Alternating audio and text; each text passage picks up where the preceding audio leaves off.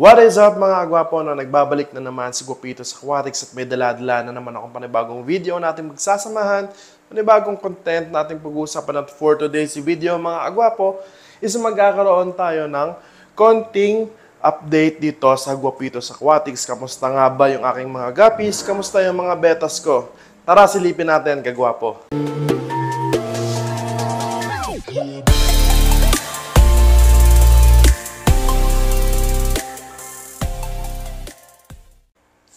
Uy! Dami ko na palang mga guppies dito mga agwapo. Dami ko na rin mga betas. Tara, update ko kayo. So yun mga agwapo, no, ito yung mga guppies ko ngayon. Napakarami. Isa-isahin natin yan mamaya. Punta muna tayo sa likod, no. So ito, nandito naman yung mga breeders ko ng guppies din. Andyan. And ang dami ko ng mga betas kagwapo yun. Makikita nyo yung beta rack ko na to is nalagyan ko na siya ng mga lalagyan. And nailagay ko na rin yung mga betas ko dyan. Isa-isahin ko din yan mamaya, pero dito muna tayo sa may salas kung nasaan yung marami kong guppies. Tara, isa-isahin natin kagwapo.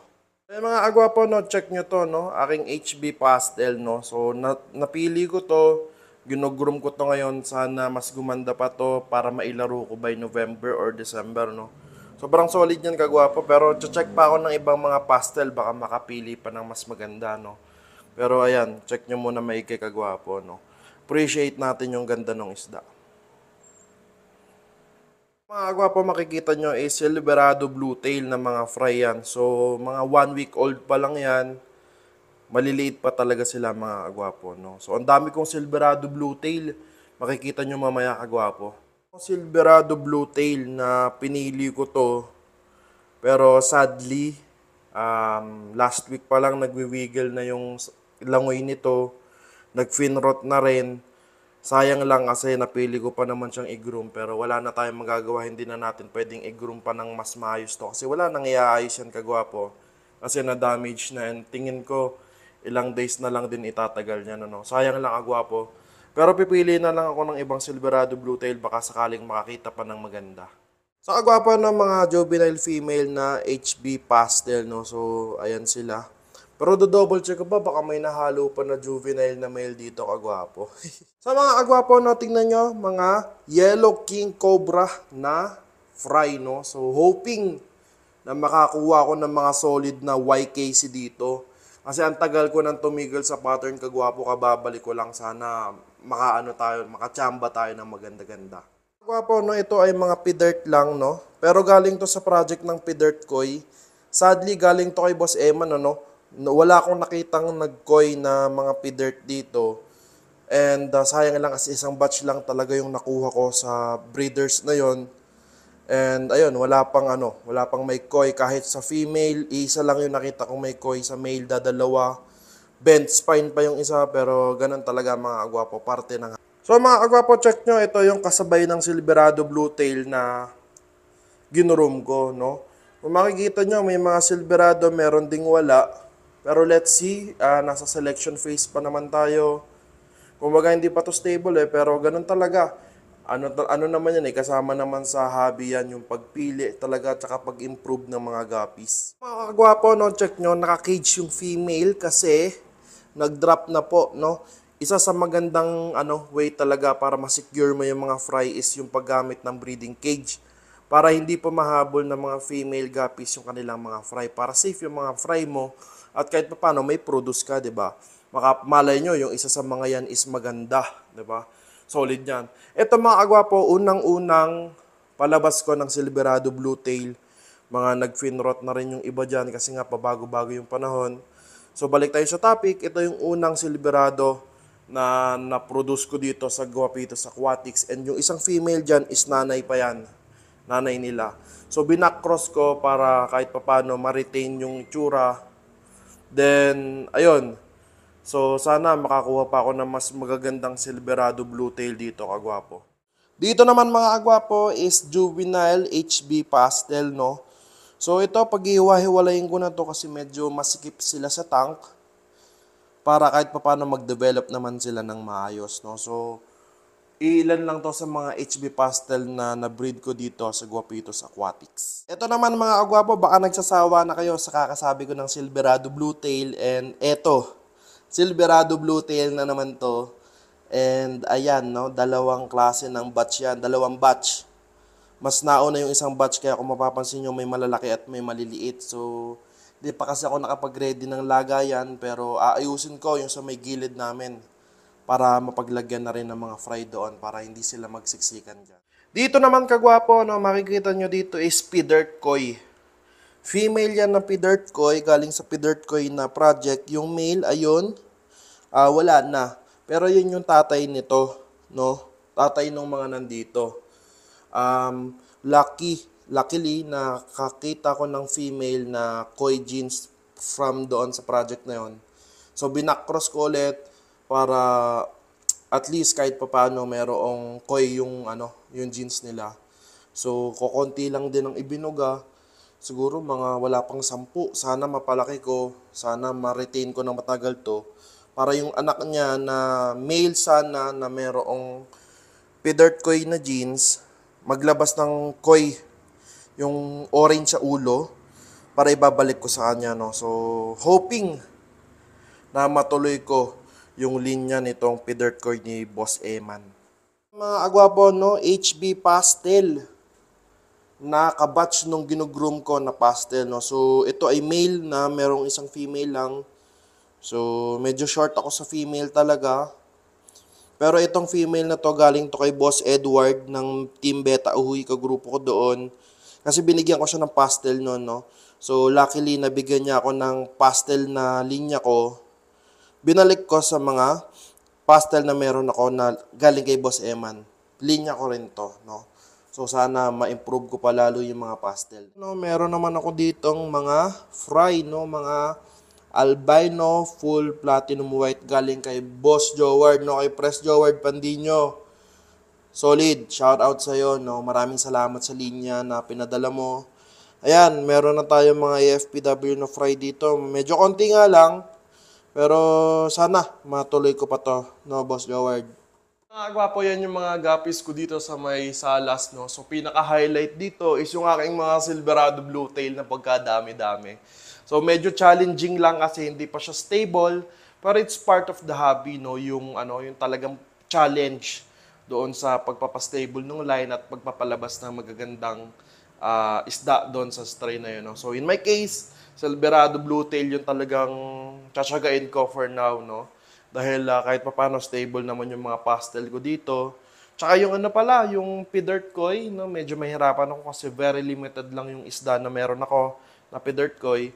So, nangyari din naman sa sa Silverado Blue Tail. Akala ko noon talagang mauubos at hindi ko mapaparami. And then, biglang nagbago, no. Talagang ang dami kong Silverado Blue Tail. Abangan nyo, no. Magse-select pa naman ako. And let's see, baka i-out ko rin siya sa market soon, pag malalaki na. Pero, ayun, check ko munang mabuti mga agwapo. Mga agwapo, no, pakita ko sa inyo mga breeders ko ng mga guppies, no. Ito yung mga HB pastel ko. Ito pa yung nanggaling kay Boss Eman, yung tawag dun, yung in-unbox ko nung nakaraan. Ito, Metal Snake Skin Blacktail, galing kay Boss Joward. YKC, galing kay Boss Joward. ABT, galing ulit kay Boss Joward. AFPW, galing ulit kay Boss Joward, no. Talagang solid ang Guppy Project Philippines. Talagang pinadalhan ako ng pagkarami-raming guppies, no, para lang makabalik sa hobby. So, ayan, solid nyo, mga boss.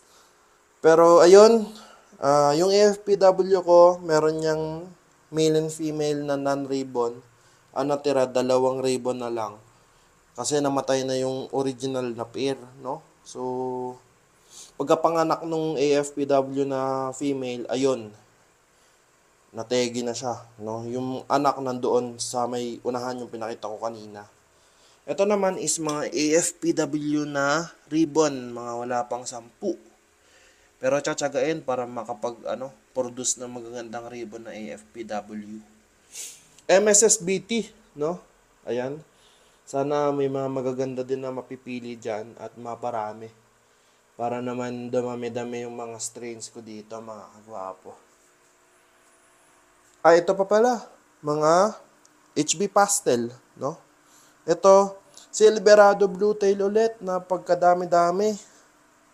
Sana makapili ng mga magaganda at ma-improve ko pa. Mga beta ko mga agwapo, yan yung unang binread ko. Ayan, malalaki na sila. Kung makikita nyo, dati hindi ko nilalagyan ng mga lalagyan tong rack. Ngayon, meron na, ano, kasi dami-dami na sila, no. So, pakita ko muna sa inyo to mga agwapo.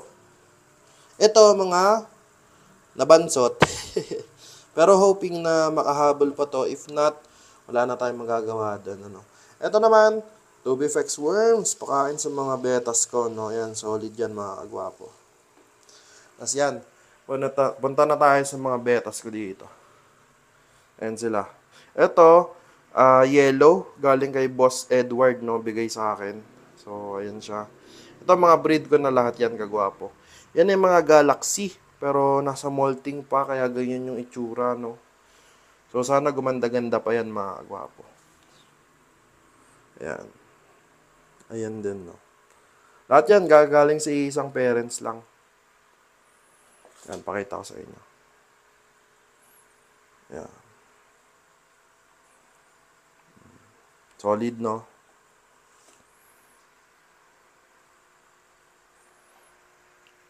Yun, no? Talagang mga beta ko dito, manang-mana sa mga amo nila, mayabang. Pero anyway, no, dahil yan improving pa, yan molting pa, hindi ko pa masyadong nilalabas. Pero soon, baka i-out ko rin yan kasi yun naman ang plano natin mag-produce at mag-out ng mga quality betas. Pero as of now, eto lang. Yan. Andito yung mga breeders ko, ayan, ayan. Tsaka wala na pala dito. Yan, dalawa lang, no. Yan na lang natira, dalawa. Baka magdagdag ako sa susunod. Kasi hirap na rin ako mag-breed pag limited lang ang breeders. Yan, ito yung gamit ko mga agwapo, no. Yung mga plastic lang na parang ka-size ng beta tank, no. Mas matibay, tsaka hindi mabilis lumamig ang tubig. Solid lang, solid. Pero yung mga beta tank ko, tinabi ko naman. Para if ever na kailangan ko, di kukunin lang din, di ba kagwapo? So yun mga kagwapo, check nyo. Pagka medyo matapang talagang female, talagang kawawa ang male. Ayun, wala na. Ito naman, hindi nag-success. May mga oil film pala. Pero, yeah, wala tayong magagawa. Hindi naman nag-success.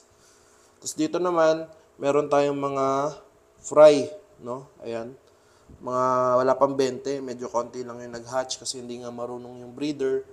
Pero okay lang at least kahit paano may makukuha, no? So, ayan sila. Malalaki na rin. Lilipat ko na rin na lalagyan to para hindi mabansot. So yun na nga mga kagwapo, no? Yun na yung update ko sa Gupito sa Aquatic. Solid, no? Anyway, medyo talagang natutuwa ako sa progress ng guppies ko kasi napaparami ko nga sila. Yun nga lang, medyo may konting challenges tayo kasi nga, yung aking mga Silverado Bluetail dito, NP Dirt Koi is hindi sila stable and kailangan ko pang tiyagain talaga or trabahuhin para mas maganda pa sila. Pero okay lang kasi it's part of the hobby naman talaga. Shoutout pala kay Boss Kenneth, no? Shoutout sa iyo, sir. Salamat sa pagpadala ng Kraken Gut Probiotics. So, mga gwapo, hayaan nyo, sinusubukan ko pa lang yung product, hayaan nyo, bigyan nyo ako ng time. Maglalagay ako ng product review ko dito, mag-upload ako ng mga gwapo. Bigyan nyo ako ng konting time. Kasi alam nyo naman si Kagwapo talagang ang product review ko is nagre-require ng time kasi gusto ko ngang makita kung talagang solid yung product, no? So again, Sir Kenneth, shoutout sa'yo. Shoutout din pala kay Boss Joward, kay Boss Eman, no? Kay Boss Edward sa mga nagpadala ng mga isda dito sa akin. Kay Boss Pibert, no? Sa mga solid na isda nyo. Ito, napapadami ko na sila. Sa talagang, salamat sa panimula, no? So, ayun, meron din akong gustong i-try dito sa mga betas ko, yung Wireflare tsaka Magnus. Pasensya na, hindi ako familiar dito sa brand or product na to kasi ngayon lang ulit ako pumapasok sa industry ng beta. Pero ayun, itatry ko din sila for grooming and let's see kung ano yung magiging review ko sa product na to. So yun lang, medyo nakaka-sad yung progress ng beta ko kasi slow progress pero okay lang, no? Kasi normal naman yon, tsaka very limited lang din talaga yung breeders ko. Kaya kokonti lang talaga yung napuproduce ko. Pero okay lang, no? Kasi soon magdadagdag ako. It's just that hindi pa ako nakakapag-decide kung anong strain ang isusunod ko. So baka may mga strain kayo na gustong i-share or i-refer kung anong strain man ng maganda for beginners, no? Comment lang kayo.